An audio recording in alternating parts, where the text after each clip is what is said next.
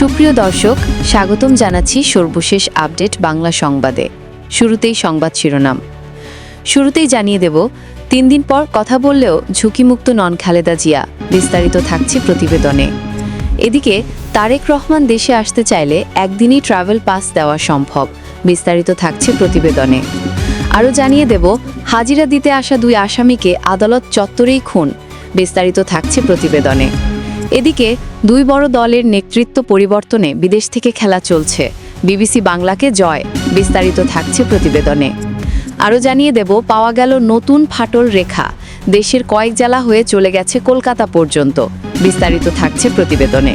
এবং সর্বশেষ জানিয়ে দেব, ডিসেম্বরের দ্বিতীয় সপ্তাহে তফসিল ঘোষণা সিইসি। এতক্ষণ শুনছিলেন সংবাদ শিরোনাম, এবারে বিস্তারিত। এবার কেয়ার হাসপাতালে চিকিৎসাধীন বিএনপি চেয়ারপারসন খালেদা জিয়াকে নিয়ে নতুন করে উদ্বেগ তৈরি হয়েছে। 5 দিন ধরে সিসিইউতে থাকা গুরুতর অসুস্থ খালেদা জিয়া গত বুধবার থেকে প্রায় সাড়াহীন ছিলেন। 3 দিন পর গতকাল শনিবার সকালে তিনি সংক্ষিপ্তভাবে কথা বলেছেন। এই তথ্য নিশ্চিত করেছে চিকিৎসক ও পরিবার ঘনিষ্ঠ সূত্র। চিকিৎসকরা জানিয়েছেন, গত 3 দিনের তুলনায় তার অবস্থায় সামান্য উন্নতি দেখা গেলেও সামগ্রিক সংকট এখনও কাটেনি। বিশেষ করে কিডনির কার্যক্ষমতা মারাত্মকভাবে কমে যাওয়ায় তাকে 4 দিন ধরে টানা ডায়ালিসিসে রাখা হয়েছে। শরীরে অতিরিক্ত তরল জমে শ্বাসকষ্ট বাড়ায় তার অবস্থা আরও জটিল হয়ে পড়ে। সচেতন থাকলেও তিনি সাড়া দিচ্ছিলেন না বলে জানানো হয়। শুক্রবার রাত থেকে সামান্য অগ্রগতি দেখা গেলে গতকাল সকালে পুত্রবধূ শামিলা রহমানের সঙ্গে কয়েকটি কথা বলেন তিনি। এটিকে চিকিৎসকরা ইতিবাচক লক্ষণ হিসাবে দেখছেন। দেশি বিদেশি বিশেষজ্ঞ চিকিৎসকদের সমন্বয়ে গঠিত মেডিকেল বোর্ড তার উন্নত চিকিৎসার জন্য আবারও বিদেশে নেওয়ার নীতিগত সিদ্ধান্ত নিয়েছে। তবে বিমানযাত্রার ধকল সহ্য করার মতো শারীরিক সক্ষমতা আছে কিনা এটি বিবেচনা করেই চূড়ান্ত সিদ্ধান্ত নেওয়া হবে। সূত্র জানায়, সম্ভব হলে তাকে লন্ডন ক্লিনিকে নেওয়া হবে। তা সম্ভব না হলে সিঙ্গাপুরের মাউন্ট এলিজাবেথ হাসপাতাল হতে পারে বিকল্প। এদিকে বিএনপির মহাসচিব মির্জা ফখরুল ইসলাম আলমগীর জানিয়েছেন, খালেদা জিয়ার বর্তমান শারীরিক অবস্থা বিদেশে নেওয়ার মতো নয়। এদিকে তারেক রহমান দেশে আসতে চাইলে একদিনেই ট্রাভেল পাস দেওয়া সম্ভব। বিএনপির ভারপ্রাপ্ত চেয়ারম্যান তারেক রহমান দেশে আসতে চাইলে একদিনে তাকে ট্রাভেল পাস দেওয়া সম্ভব বলে জানিয়েছেন পররাষ্ট্র উপদেষ্টা মোহাম্মদ তৌহিদ হোসেন। আজ রবিবার জাতীয় প্রেস ক্লাবে diplomatic correspondence association Bangladesh DCAB আয়োজিত ডিক্যাব টকে সাংবাদিকদের প্রশ্নের জবাবে উপদেষ্টা এই কথা বলেন। বাংলাদেশের পররাষ্ট্রনীতি পরিবর্তনশীল বিশ্বে একটি প্রাসঙ্গিক ভূমিকা নির্ধারণ বিষয়ে ডিক্যাব সদস্যদের সঙ্গে কথা বলেন উপদেষ্টা।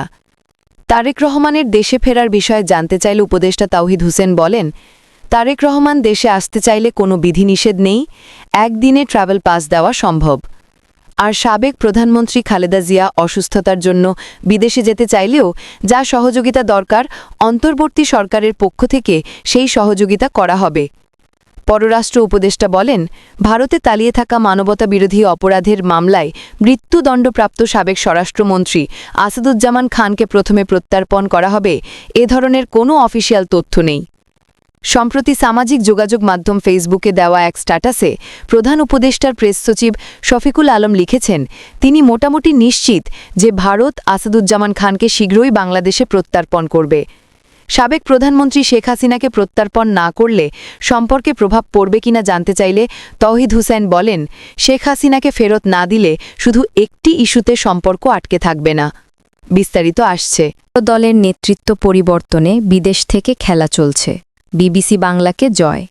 বাংলাদেশে বড় 2টি দলের নেতৃত্ব পরিবর্তনে আনতে একটি অগণতান্ত্রিক তৎপরতা রয়েছে, এমন অভিযোগ করেছেন ক্ষমতাচ্যুত প্রধানমন্ত্রী শেখ হাসিনার ছেলে সজীব ওয়াজেদ জয়। বিবিসি বাংলাকে দেওয়া একান্ত সাক্ষাৎকারে তিনি বলেন, 2 দলেরই নেতৃত্ব পরিবর্তনে বিদেশ থেকে একটা খেলা চলছে।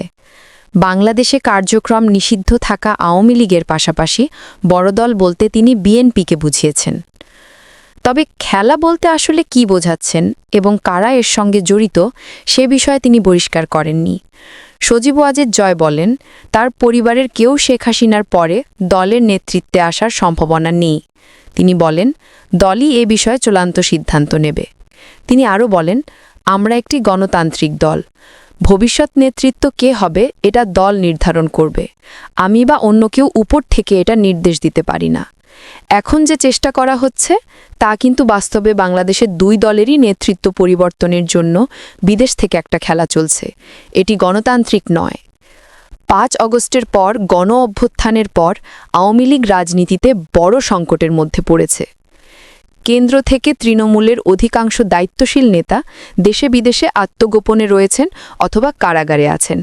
সম্প্রতি বাংলাদেশ আন্তর্জাতিক অপরাধ ট্রাইব্যুনালে শেখ হাসিনার মৃত্যুদণ্ডের রায় হওয়ার পর রাজনীতিতে তার ভবিষ্যৎ ও আওয়ামী লীগের পরবর্তী নেতৃত্ব নিয়ে আলোচনা শুরু হয়েছে। এইদিকে NEIR সংস্কারের দাবিতে দোকান বন্ধ রেখে মানববন্ধন মুঠোফোন ব্যবসায়ীদের।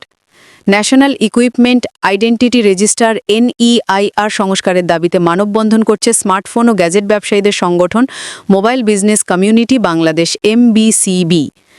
পূর্ব ঘোষিত কর্মসূচির অংশ হিসেবে আজ রোববার সকাল 10টায় রাজধানীর কারওয়ান বাজার মোড়ে জড়ো হন MBCBর সদস্যরা। রাজধানীর বিভিন্ন শপিং মলের মোবাইল ব্যবসায়ীদের পাশাপাশি দোকানের কর্মচারীরাও মানববন্ধনে অংশ নেন। তারা দোকান বন্ধ রেখে মানববন্ধন করেন। মানববন্ধনকারীরা বলেন, আগামী 16 ডিসেম্বর চালু হতে যাওয়া NEIR ব্যবস্থা নীতিমালায় দেশের প্রায় 20,000 ব্যবসায়ীর স্বার্থ বিবেচনা করা হয়নি। তাই সরকারের দৃষ্টি আকর্ষণে তারা এই কর্মসূচি পালন করছেন। মানববন্ধনে অংশ নেওয়া রাজধানীর একটি শপিং কমপ্লেক্সের ব্যবসায়ী আনোয়ার প্রথম আলোকে বলেন, NEIR বাস্তবায়িত হলে লাখো ব্যবসায়ী ও পরিবার ক্ষতিগ্রস্ত হবে। একটি বিশেষ গোষ্ঠীকে লাভবান করার জন্য নতুন এই নিয়ম করা হচ্ছে। মোবাইলের উপর বাড়তি করের কারণে ভোক্তাদের বেশি দামে মোবাইল কিনতে হবে। বেলা 11:30টার দিকে দেখা যায় কারওয়ান বাজার মোড়ে বিচ্ছিন্নভাবে মানববন্ধনকারীরা অবস্থান নেন। এই সময় তারা দাবি ধাওয়া লেখা ব্যানার প্ল্যাকার্ড প্রদর্শন করেন। পাশাপাশি NEIR সংশোধনের দাবিতে বিভিন্ন স্লোগান দিতে দেখা যায় তাদের। এই সময় সড়কে কিছুটা যানজট দেখা যায়।